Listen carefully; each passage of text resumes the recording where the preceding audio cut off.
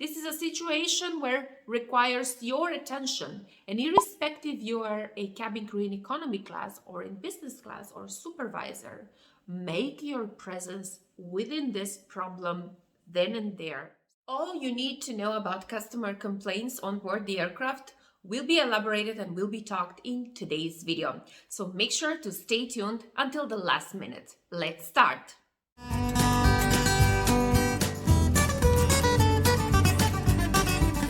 My name is Julia George, and I used to fly for Qatar Airways for 10 years, where I have resigned from my last work position as a cabin service director. So a lot of experience in the subject of customer complaints and a lot of knowledge on the same. I'm currently studying Aviation Management Master Program at Wildau Institute of Applied Science in Berlin, and in the meantime, I'm also working as a SnoreLab Assistant at Helios Kliniken Schwerin.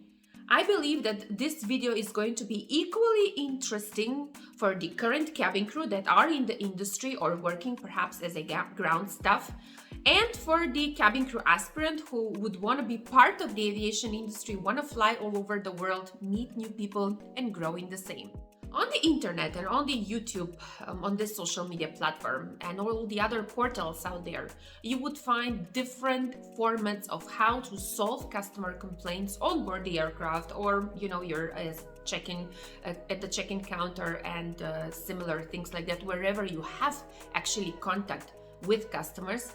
Nevertheless, I'm not going to be following any of those guidelines as they're very well written, but simply whatever you're going to read out there and you're going to hear perhaps from other cabin crew consultants will not be applicable, because it's a format that comes up from the book. And I do believe that if I or we, I'm talking in the name of other cabin crew consultants as well, if we want to bring to you the topic of customer complaints at its very best, we have to look a little bit into our own experience, and then when it comes to the theoretical knowledge which is out there available, incorporating those two aspects together, we will bring a very pragmatic approach to the topic of the customer complaints. And hopefully for those of you watching this video, you will understand more what does it mean getting a customer complaint and how to deal with the same. Looking into the topic of customer complaints, I would like to share with you, and for those of you that are flying, you know this very well, you are not left alone to deal with those customer complaints on board the aircraft. Or in the best scenario, which is something that we are all wanting over here, and me as a cabin crew consultant, my core reason for being on this social media platform is to ensure that you will get the job for the airline that you want to work for, irrespective in which department is going to be that.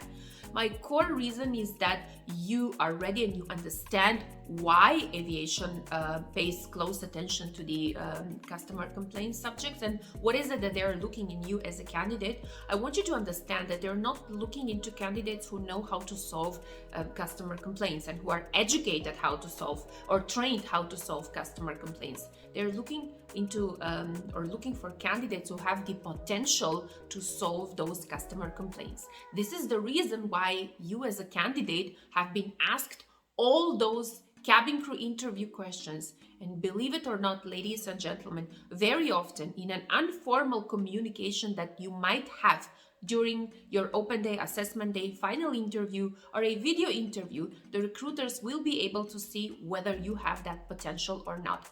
A simple example which I'm going to share with you is something that has happened on my open day, which I believe was part of an informal communication that I had with the recruiters. Yet I think that that informal communication was the reason why I was looked at somebody who has the potential to solve customer conflicts or customer complaints on board the aircraft, which I never did before. I am a individual or a candidate who applied for the job role of a cabin crew with a zero customer service experience. Yet what the recruiters saw in me were definitely skills, and they saw something as a potential. This is why I encourage freshers do not worry if you do not have, let's say, enough of a work experience, but if you have the potential, you will get the job very easily. And you don't have to learn the cabin crew questions and answers by heart. You just have to look into your own skills, your own knowledge, and your understanding. So here is the story that happened to me. I was having a conversation with the recruiters in which they extended a compliment to me that they really liked my bag. And the second thing they asked me, or they were concerned about, we really don't know what to do in Skopje, in the capital of Macedonia. We really don't know where to go. We don't know what to do. So at this moment, this was a concern for the recruitment team. They wanted to have a quality time to spend time in the city where I was living. And at the same time, if we look into the answer of what I have said, I think that I was part of a problem-solving situation. It's not a big problem that they don't know where to go. You will obviously say, but you have the internet, you can check on TripAdvisor and see what are the places that have the best reviews, and the conversation will be ended. What I actually did is I actually took an ownership of the problem, or this was basically acquiring. But if you take this as a problem, and if you take an ownership and you try to give the best solution for that and ensure that they are well informed, their core reason for asking this question was perhaps maybe to get to know whether I have problem solving skills, or perhaps to really get an idea where to go and what to do. But my core reason to answer this is to ensure that they are well informed. They're not left uninformed, and they're not left on their own to search for the answer. Rather, I'm somebody who has been there to help and assist in this situation. So I shared with them that since they're living in the capital, there are things to be visited, which is something that is quite popular in Macedonia. I shared restaurants to ensure that they have eaten well, they have eaten a quality food. I have shared places for visit, for sightseeing, where is nice to take pictures and stuff like that. So this was something that took not more than 5 minutes, yet I knew exactly what is important to me, which I consider that might be important to them as foreigners, based on what I have observed, where people would like to travel, where people would like to go, because I have a family who lives in Canada, and then when they visit Macedonia frequently, these are the places they really enjoy.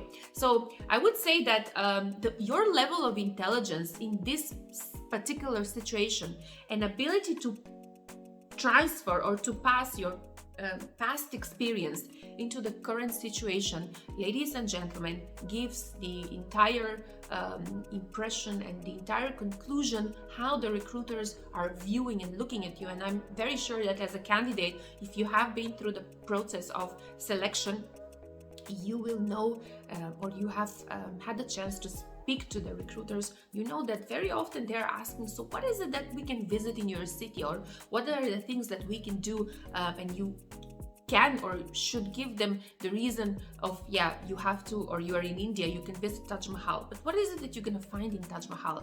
How do you live Taj Mahal in terms of, have you been there, and what do you think is special about Taj Mahal? How do you promote your own country to the recruiters? It's the same way of how in future you will be promoting the country where you will be living, whether that is United Arab Emirates, Saudi Arabia, or Qatar in this case. So we come to the first, for me, and the most important point is that every question that the passenger or your customer is going to ask you, every query and need for clarification is something that is a concern for that customer. And that's the reason why they have addressed it to you. And another thing which goes hand in hand is that you have to understand that wearing a uniform for the airline that you will be working for, most of the question, if not 99% of the questions that you will be getting, are not towards your personality, are not towards you personally. Perhaps there is a problem with your earrings or whatsoever, but yet the passengers, the customers will be asking things which are concern for them. So at the very same moment, this is a problem for them that they're facing. and you are there to ensure, based on your knowledge, your experience, and your training, you assist that query and you anticipate that problem the best way you can. When I mentioned at the beginning you're not left alone, I wanted to say that the airlines such as Qatar Airways, Emirates Airlines, or Etihad Airways, they have very well organized and very well developed customer service departments which are working hand in hand with the training department that is going to be preparing you for the role of a cabin crew. And the current cabin crew, they know very well what I'm talking about. And in these learning sessions that you will be having with the customer service department, there will be a lot of statistics and a lot of information sharing based on trends when it comes to customer complaints. These customer service departments are not only receiving the customer complaints on daily basis, but they're also working with a lot of statistics, and they're publishing monthly, weekly, or daily trends into customer complaints. And very often, if not all the time, the current cabin crew can witness this, that these trends are actually the core reason why service standards in the aircraft are subject to change now more than ever. Now more than ever, we have very quick service changes, introduction of new products on board the aircraft, etc. And this is all determined based on the customer complaints and the customer demand for it. So when the passenger will be telling to you that, you know, this cream that you've had in the business class is not nice, maybe when 100 passengers will say the same, this is the reason why the airline would have to look into the quality of the cream that they have in the business class pouch and maybe try another brand. This is something that we talk over here is related to the customer satisfaction, and the customer satisfaction is building up, as I have said, the reputation of the airline is building up, how others will be viewing the airline, and it's building up your credibility as a cabin crew if you have flown for that airline. So we talked about not being alone. We talked about that you will be well prepared how to deal with those customer complaints, and we also talked about that the recruiters will be looking at you in terms of your potential. If you're somebody who has had certain experience in terms of call center, in terms of reception, or any customer service experience, ladies and gentlemen, do not extend any concern, because you exactly know how to deal with customer. The number one thing is always to listen to a customer. That means when I have a problem and I'm sharing with you something, you as a listener, you're just listening until I come to the end and, you know, pop up that questionnaire and tell you, so what do you think? How you can help me? In the aviation industry or flying, you would very frequently come across complaints which are related to not having a vegetarian meal option on board the aircraft, having a dirty toilet. You will have complaints of duty-free items not being available on board the aircraft. You will have complaints of male and female not sitting together. But all of these complaints, ladies and gentlemen, they're not particular for every flight. And among the cabin crew community, or the cabin crew in general, we do have when we do those briefings before every flight, we do talk about, so what do customers, we invite the crew, I'm talking from a supervisor point of view, we invite the crew to share with us their observation and their experience, to tell us what do the customer complain the most on these flights. For an example, we would have a flight to Saudi Arabia or to Kuwait or to Bahrain. So it is an intra-Gulf flight where most of the passengers would be from the Gulf area. So the trend of customer complaints will be females and males due to cultural reasons not wanting to sit together. And if you are a cabin crew who just would sit and say, you know, I don't care, the ground staff have given them the boarding pass, they should know about this, then you will certainly end up with having a lot of problems on the flight.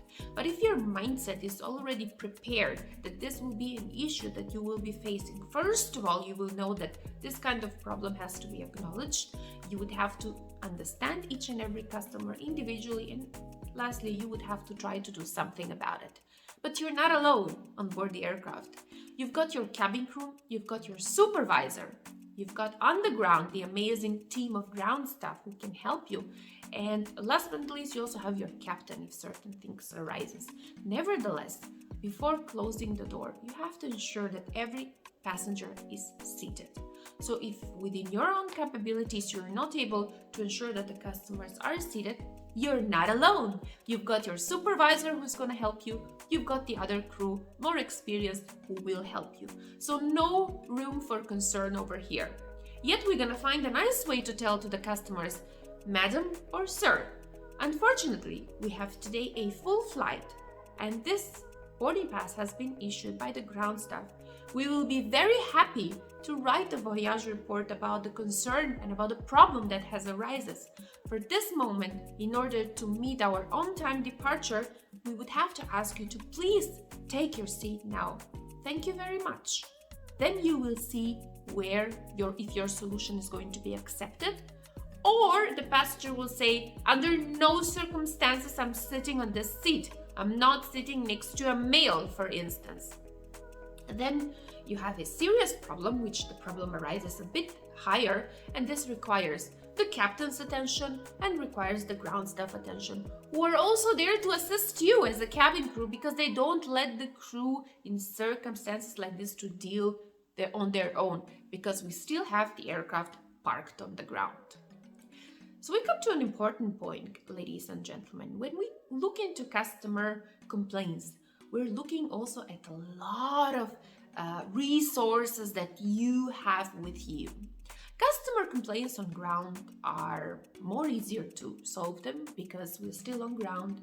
We are still having more or less all the resources available to come to us, whether it's paramedics, whether it's the ground staff, so on and so forth. But when we are in the air, definitely those resources are available and are subject to safety and security aspects, which is something that more people involves.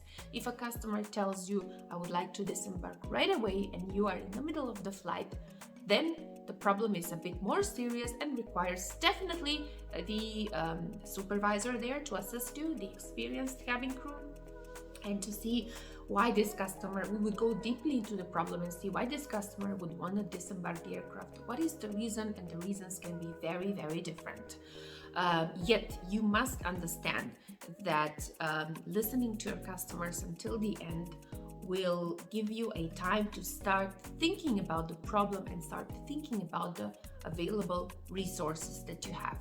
No room for panic. I'm again saying no room for panic, because in the airplane, you're not alone unless you are applying to be a cabin crew for a Miri flight or for a private jet, where in this case, if you're a lone cabin crew in the aircraft, then of course your experience. This is why in these airlines, the management of these airlines are looking for a already experienced cabin crew, because the problems which are arising over there on 40,000 feet are not a joke, and you have one or two persons who have paid massive amounts of money for getting an outstanding beyond 5-star service.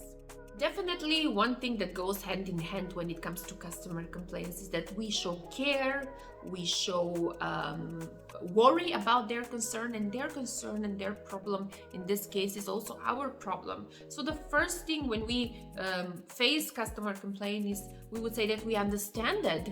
We definitely know how the passenger feels, and we are going to give our very best to solve that issue. This is already calming the situation down. I do have a video which is called how to resolve conflicts on board the aircraft peacefully, and I do believe that that is a video which is much of a help when it comes to customer complaints, because it talks about the LEAP technique, which is something that in the safety and security training of Qatar Airways, the cabin crew are learning about that technique.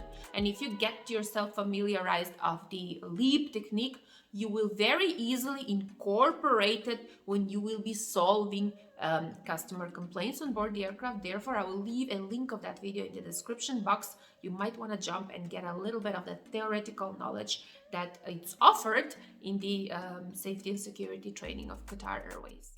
Once you have showed care, concern, you also display empathy to the problem, to the query, and understanding, and you will, as I have said, you will try to give the very best solution that is there. I will share over here one example that has happened to me.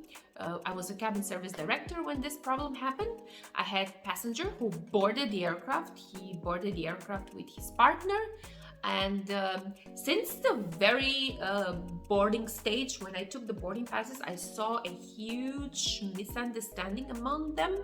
And this was an alert to me that showed me that these two passengers or these two customers can be potential problem in terms of arguments, loud speaking. Whenever you see something out of ordinary, because on board the aircraft, usually the passengers would come and say hi. You would say, welcome on board, sir, welcome. They don't necessarily have to smile, but if there is a loud talk between them, then your probability for next problem is very high. Number one, other passengers will start complaining that, it's loud, we want to sleep. And number two, it can get physical. You never know at which stage the situation can, be lighten up or on fire. And therefore, at 40,000 feet, these are the situations that none of us, neither you as a crew, neither the passengers, want to be in. So my full attention was towards these two passengers with the loud talk, with the arguments that they had. And there was a blaming between each other. So what I did, I took a round.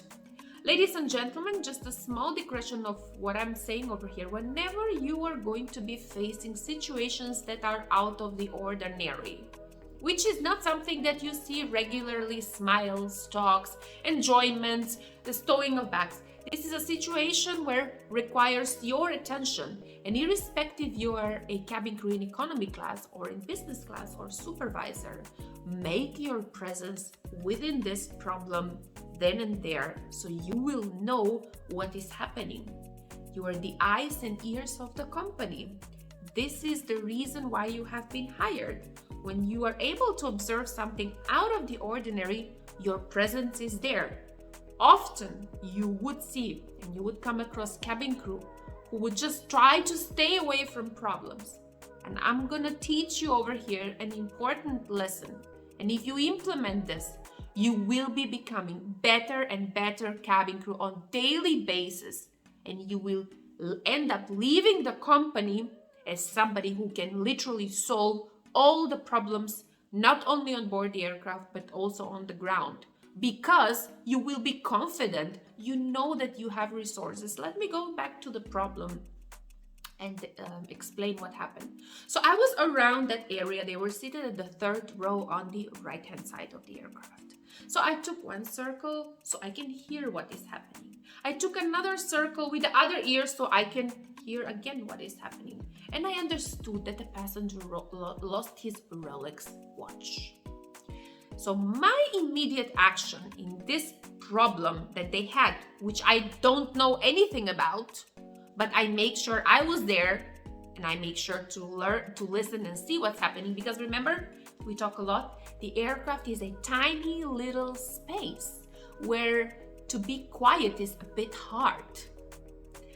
So what I did, I checked on my watch and I had 20 minutes before the scheduled departure time. And these 20 minutes are a lot of time. I could try to find that watch because that watch is a Rolex watch, costs a lot of money. So the partner is blaming the other one who lost the watch. I straight away went to the flight deck. Before I do that, I took my R1, who was the one who's dealing with the galley, and I told her, stand by the door to do the boarding, leave your galley duties. I have a problem which I want to solve over here with a passenger. She straight away left, she took the boarding. I went to the captain and quickly said, this is the situation, Captain. I'm going to run to the gate to check if anyone has forgotten and lost a Rolex watch. So this was the thing. I informed my other supervisor, which was the cabin senior in economy class. She was doing the boarding on the second door on the left-hand side. And I ran very quickly to the boarding gate, put my hat on and run as fast as I can. And over there, there were the ground staff who were obviously doing the check of the boarding passes. And I've told him I have a passenger who's seated at this seat number, and he has lost, when he passed his security check, he has lost his Rolex watch. I need somebody, please, to go and quickly check if any Rolex watch was found. And I went back to my boarding station. I told to my cabin crew, you may resume your duties in the kitchen, in the galley, take your galley counts, and we're gonna continue with the boarding, or I'm gonna continue with the boarding. Approximately 7 or 8 minutes into it, I had a ground staff who came with the bag and a form, lost and found form, where he found the Rolex watch. I went to my passenger and I gave the Rolex watch, and I said, I believe that this is yours. You have lost your Rolex watch at the security screening.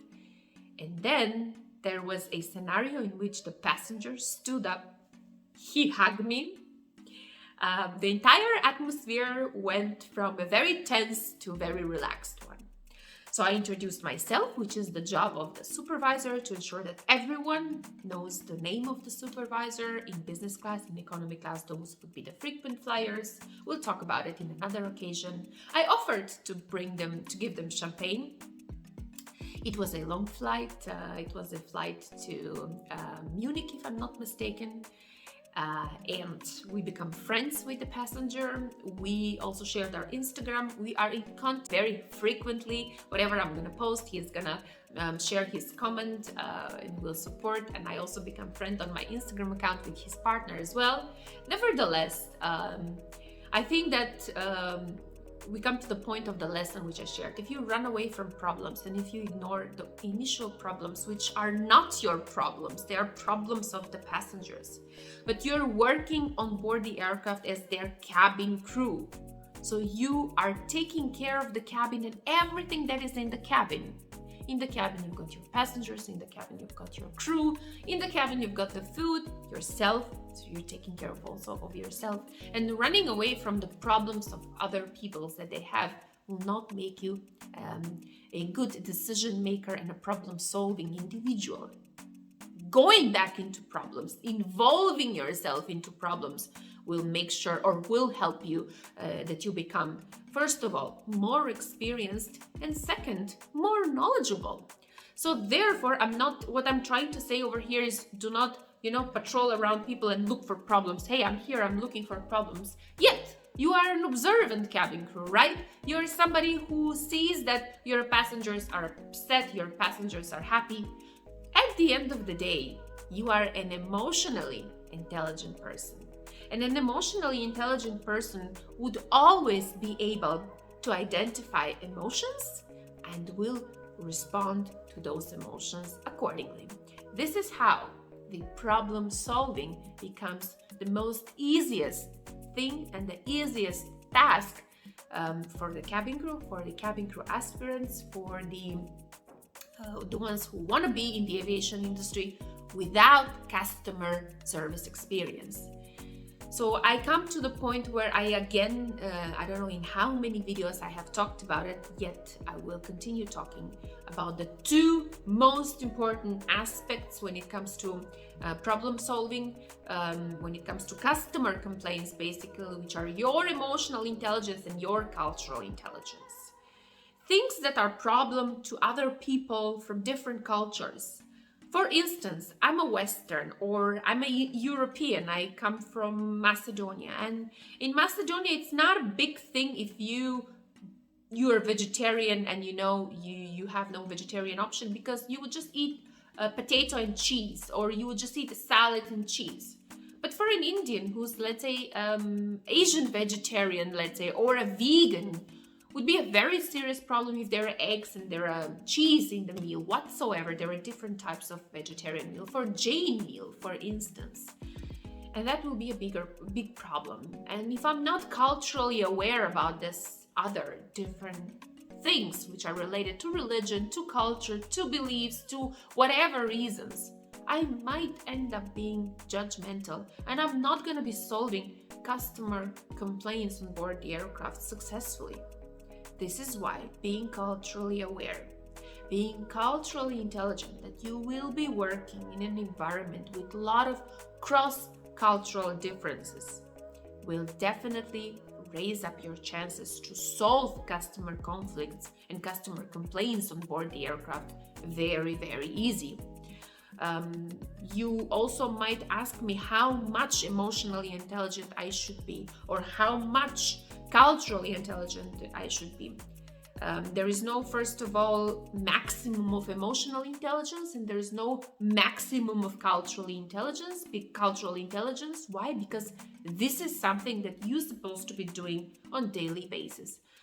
Yet me knowing about different emotions, sometimes I find myself not being able to correspond, because there are situations that are also surprising for me and that I don't know about. Yet I'm still learning, and I don't think I will ever stop learning about emotional intelligence and cultural intelligence. And these are two lessons that will have to follow me and follow you for the rest of our lives. And to summarize this video, I would like to also share that do not hesitate to always apologize and say, I'm sorry for whatever problem, query, whatever thing that you are perhaps not able to solve it, or you tried but still the outcome was not what you wanted and what the passenger wanted. And whenever you hear that the passenger has a query, has a problem, has a complaint, don't forget that the first thing you're supposed to say, I apologize from my heart for what has happened to you. This should have never happened to you. So this is how you are calming down emotions. This is how you are actually an emotionally intelligent candidate. You are an emotionally intelligent cabin crew in the future. So ladies and gentlemen, the format of solving customer complaints, whether those are on board the aircraft, the format of solving customer queries, the format for answering customer questions will always be to understand their emotions, to respond to them accordingly, and not to be judgmental. This is my format of how I'm dealing with customer complaints. And when it comes to customer complaints on board the aircraft, one last thing which I want to share with you is usually, the supervisors, when the flight is over and all the crew are sitting in the bus, would stand up and say, guys, anyone has anything to report? Any customer complaints? And everyone would say, no customer complaints. In my zone, everything was great. And would think that this was the best flight that they've ever had. In fact, for me, that would not be the best flight that I've ever had. The best flight for me would be the flight with 10 customer complaints. The best flight will be a flight where I have solved a lot of customer problems, because the best flight is for me the flight where I have learned a lot. The flight where I have given a lot of solutions, the flight where I have helped people. So do not run away from problems and do not run away from customer complaints. Rather than that, make your own statistics. What are the complaints that you have faced the most in your career or in your job? How you have corresponded to those complaints? Learn from those, from that experience. Take those objectives as your learning experience. This is how you're going to be brilliant on every open day, assessment day, final interview, video interview that you're going to be attending for whatever airline you will be applying for. Thank you very much for watching this video, and I'm going to be seeing you once again. Bye bye and have a nice day.